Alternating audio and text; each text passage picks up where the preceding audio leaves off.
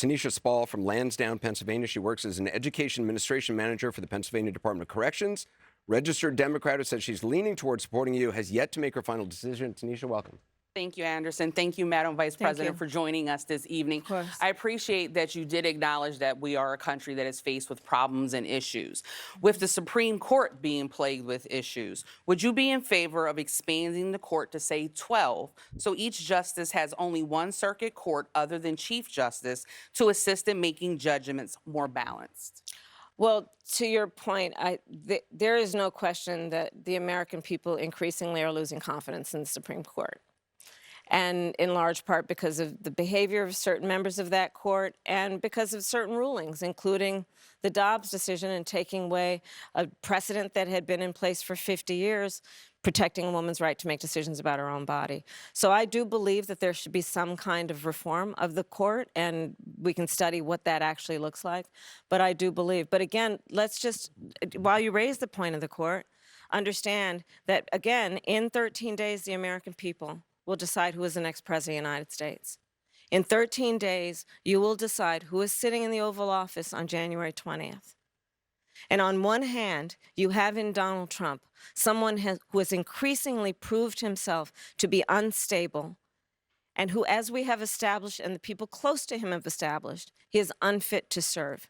Somebody who, on January 20th, you can be sure, will spend full time, like we know, and we've seen the image mentally of him sitting in the dining room off of the Oval Office, watching for hours as people violently attack the Capitol. You can be sure, because he has said he would weaponize the Department of Justice to go after his political enemies, that you can look at a Donald Trump in the White House after January 20th, sitting in that Oval Office, plotting his revenge. He has talked about the enemies within.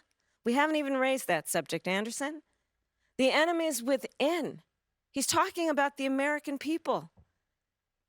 He's talking about journalists, judges, nonpartisan election officials.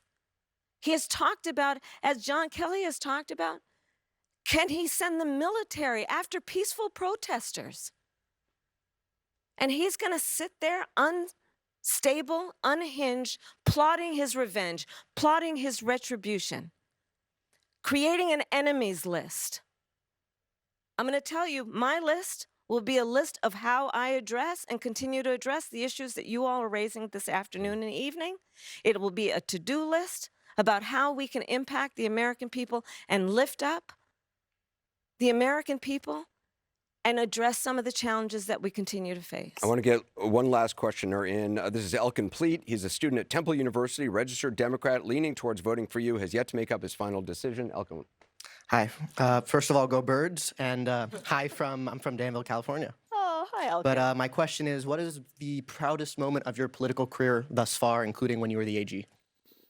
Oh, that's a great one. I've actually had a few. One of them is I, as Attorney General of California, created what I named the Bureau of Children's Justice. And you may be familiar with that as a Californian. And it was because I believe that, frankly, we still have a lot to do in terms of policy that impacts children. And an investment in the children of our country is an investment in all of us and our future. And that work has actually produced significant results. That has been a proud moment for me. It was a proud moment for me to do the work that we've been doing that has addressed issues like maternal mortality. I mean, it's in response to an incredible tragedy, but lifting up that issue in a way that we agree that America should not have one of the highest maternal mortality rates in the world. So I have had the good fortune of, in my life as a public servant, knowing the impact that we can have. And I guess that is probably what motivates me most, because I know we can make a difference. I really do. And I do believe that the American people deserve a president who's going to be hardworking and, you know, will make mistakes from time to time, but is focused on you. And I think that is so fundamental in this election. So fundamental. You deserve a president. I believe the American people deserve a president who's saying, look, let's just be practical. Let's get things done.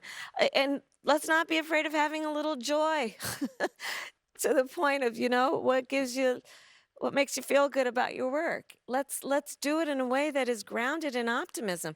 The thing that I think we all know about who we are as the American people, we are people who are ambitious.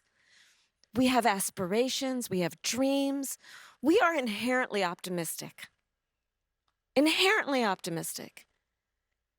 And I think people are exhausted with the idea that we're just going to be divided and angry instead of working on the problems and working together.